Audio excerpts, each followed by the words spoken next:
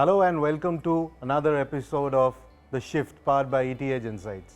Today's leaders have to develop new strategies, new initiatives to transform themselves, their team and their organization. Agile leadership is one such strategy that makes employees effective, productive and efficient.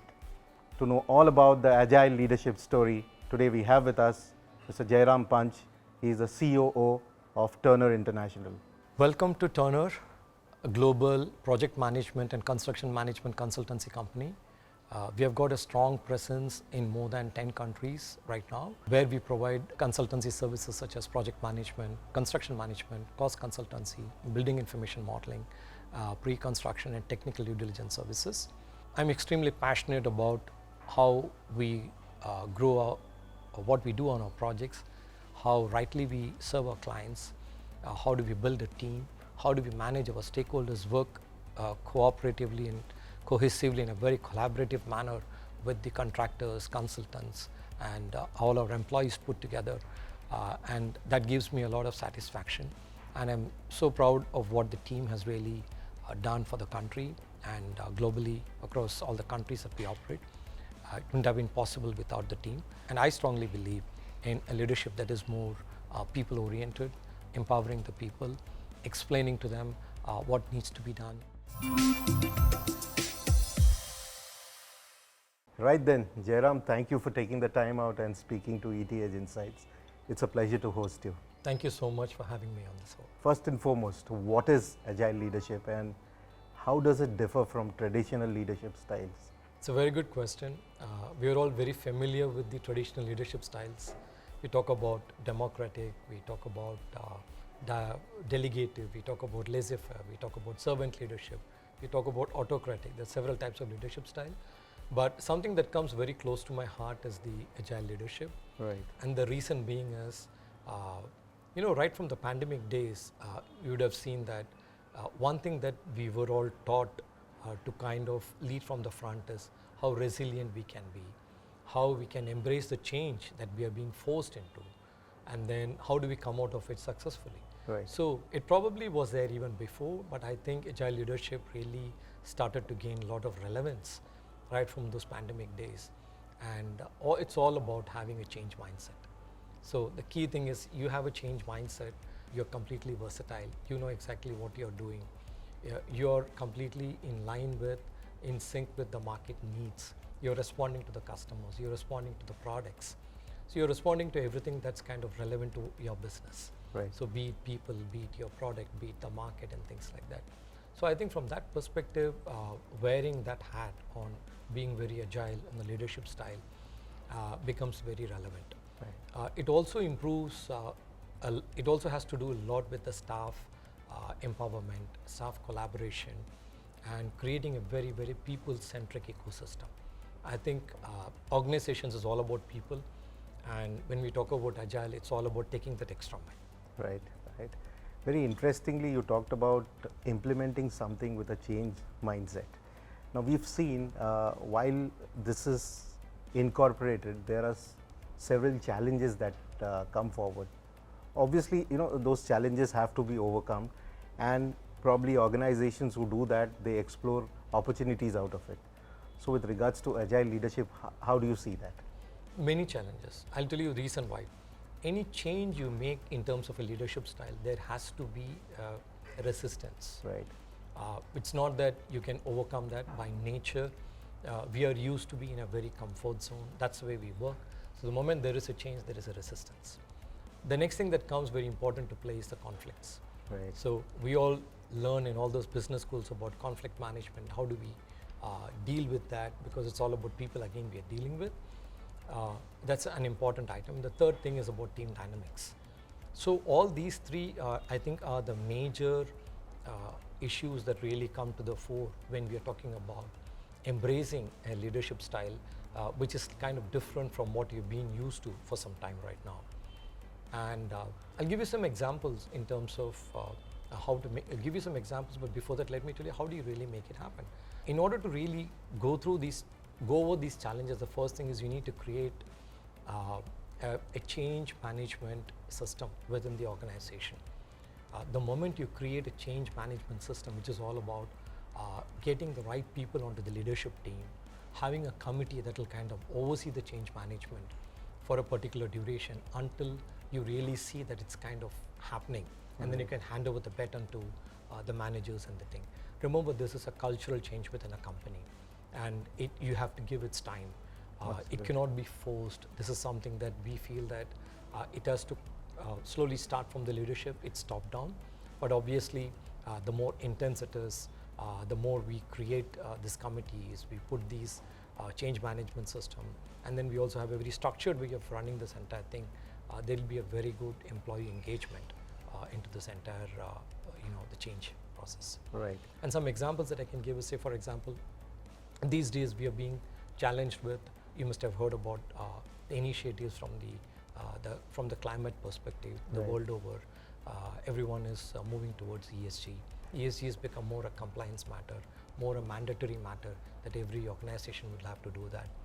We're also talking about AIs in every industry. Doesn't matter, it's kind of industry agnostic.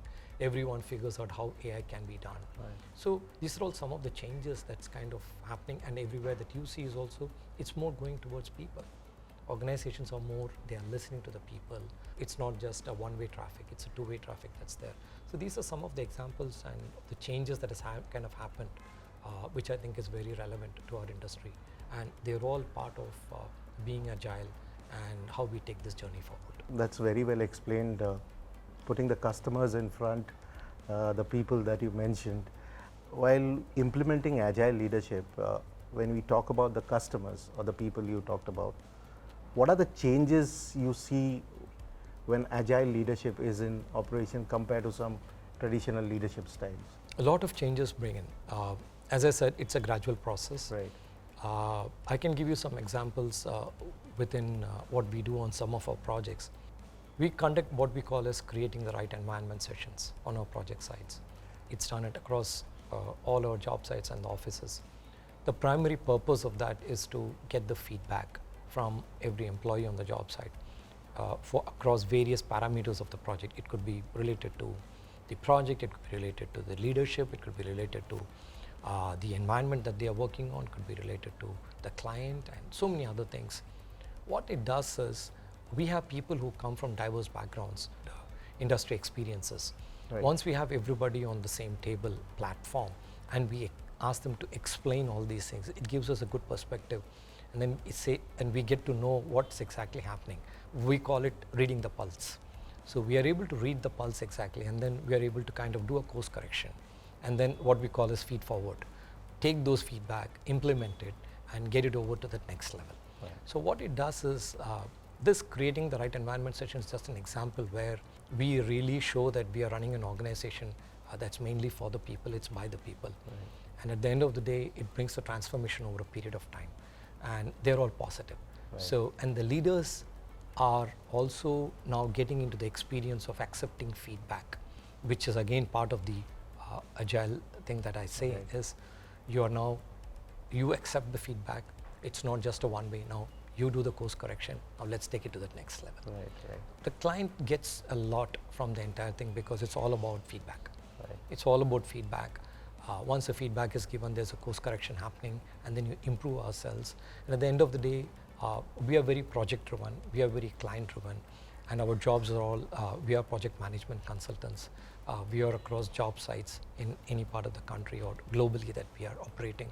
We have to be very customer centric, and all these things principles that we bring to the table, I believe it helps a lot in improving the overall delivery of the project. Right. And obviously the client is very happy. He's the end user. Right. Right. You've pretty well explained the implementation and how it's benefiting the business. But in terms of competition, in a market where it's competitive and change is accelerating every day, so how does agile leadership fit into the scheme of things with regards to competition and staying competitive in the market? Absolutely. Staying competitive, it's not about just the commercial competitiveness. Right. While that is important, when we work for clients, the clients look at a value of hiring turnover. So one of the benefits of having agile leadership, it's the value that it brings to the fore. The values, I believe, is truly immense. We are looking at setting up projects which are more forward looking, very progressive in nature. With that, what you mean is we get the best of technology, we get the best of people, we train them, we nurture them, we bring the team together. So overall, for a project to succeed, and therefore the company to succeed, is all about teamwork, it's about collaboration, it's about empowering the managers who can become the true leaders. And we are able to get the next generation of leaders being generated across all the project sites. So this is kind of an ongoing process. So as I said, it's the entire stakeholders who are working on it who get impacted by just this culture that we bring. We happen to lead the projects. When we lead the project, we set the tone. When we set the tone, it kind of knowingly or unknowingly, we just say that it kind of spreads into the other stakeholders who work with us. It could be clients, it could be contractors, it could be vendors, it could be several other people who may interact. And obviously the people who kind of get this to the front are our project team who really make it happen. And when they wear a different hat in terms of the agile leadership, they may not call it every day what is agile leadership, but the way in which they perform, the way in which they collaborate, the way in which they drive the results. At the end of the day, our job is to solve clients' problems quickly, as fast as we can. We are on the driver's seat on every project. So we are having an opportunity to do that. And embracing this kind of leadership only enhances the overall value of the project. And this by nature will make it extremely competitive in the sense that we get an edge compared to our competition. We just say that clients want to work with Turner. Why? Primary reason being is they like our people, they like the systems we bring to the table. We're very, very progressive and forward looking. Therefore, we are able to match with the industry needs or exceed what the industry wants. These are the benefits. Something are very tangible, something are very intangible. But the way in which these things happen is, I would say, it is the shift in culture. And the moment you perceive that change in culture, I think you're there. It's all about that. You walk into an organization, walk into a project site, you really feel that. So it is that impact. Is there any particular example, any project you recollect that required agile leadership strategy and it came out as a top run? As I mentioned earlier, one is the creating the right environment. Okay, this is focused on our people, and then it kind of improves the overall working environment of every project site, including the office that we are sitting in and all other places. Point number one. Point number two, one thing that strikes me on the agile leadership, and it's all about communication and how you really connect with our people. Our President and Chief Executive Officer, Peter Davron, he conducts the weekly connect with all the employees through Teams meeting. He started this right from the COVID days, and it's been continuing even now. And every Friday this happens. It's so powerful that many people log into it. He hears to what's happening across the organization. In fact, he kind of sends a message to everyone about what's happening in the organization in terms of projects, in terms of good developments, in terms of where are we, in terms of awards, recognitions, and other things. But at the same time, he also listens to every employee who gets onto the call, who wants to talk to Peter. So I think this is a very, very significant step from the leadership standpoint that we are talking about. Is when we talk about agile leadership, it's all about how are we getting closer to the staff, how are we empowering them, how are we staying connected with them, and how are we making it happen. The other thing that I would say in terms of technology, what it has done is, I talked about AI before. It's taking over. It's rather, as we said, that we'll be left behind. We all have to take it. So we're talking about AI in almost every aspect of our the construction project management industry. We're talking about AI in scheduling, we're talking about AI in procurement, we're talking about AI in design management, and so on and so forth. It's a huge impact, and we are also learning. We are also trying to catch up with the technology and trying to up the ante on innovation as a company-wide, and we want to get it across all the projects. So I would say that the first step taken is trying to be a good learner, understand what it is, and then we'll be able to go up to that next level. The other thing is also in AI that I'm hearing a lot in terms of help in recruitment, like how we can screen the databases quickly, avoid all the repetitive works and become smarter and things like that. So at the end of the day, clients want to work with organizations like Turner because we are take the lead in terms of what we think is the best in the industry's offer. Something that there's a gap in the industry and there's a solution that's coming by, we have to be part of the solution. How can we be there? And at the same time, we are interested and we are committed in making a culture that kind of takes this forward. So it's all about, empowerment of the staff, fostering stronger collaboration among the team members, and making sure that we are creating an overall culture on a project site and everywhere wherein everyone works together. So we are still attempting, the objective of everything that we do has to be a we, not I and you. And that's where we are all working towards. And it's all about the leadership and how that's kind of trickling down up to every single individual in the project. And everyone speaks the same language. It's like, you have your parents at home and pretty much the children emulate the parents. So that's what happens by choice, nature. So I think we're just following that culture and we are in the right direction.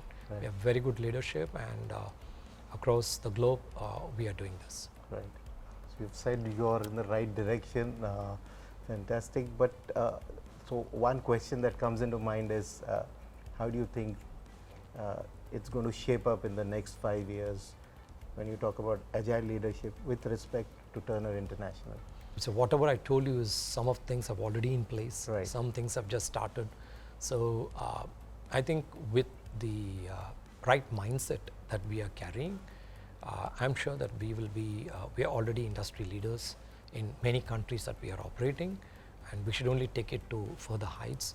When you're on the top, it's very important we maintain that across all the time. So you need to be first on several things, be it across be it the human resources, be it the staffing, be it the projects, be it the operations, be it the information technology, be it anything that we talk about. That's what kind of brings in the revenue, and that's what organizations are measured up against. And why we feel extremely confident about this going forward is Turner as a company cares for people first. So when we are people first, we strongly believe that profit will follow. So with that being the objective, and I think with all the right steps that we have taken, we'll be able to kind of continue this journey successfully. And I should be thankful to the human resources team who brings in good caliber of people into our company. Jack Walsh said that you need great people, great organizations. So that's what it is. So we don't stop at just getting the good, we want to make them great. So that's exactly what I think. With that controls in place and the leadership and the strong team that we have, who are extremely diligent, they work very hard for the organization. We are very confident that we'll be able to continue this journey successfully. Jairam, on that note, thank you very much for those wonderful insights. I'm sure with the knowledge and the suggestions which you've given, it will be very beneficial for our audiences. Thank you very much for your time. Thank you so much for your time. Really appreciate it. Thanks.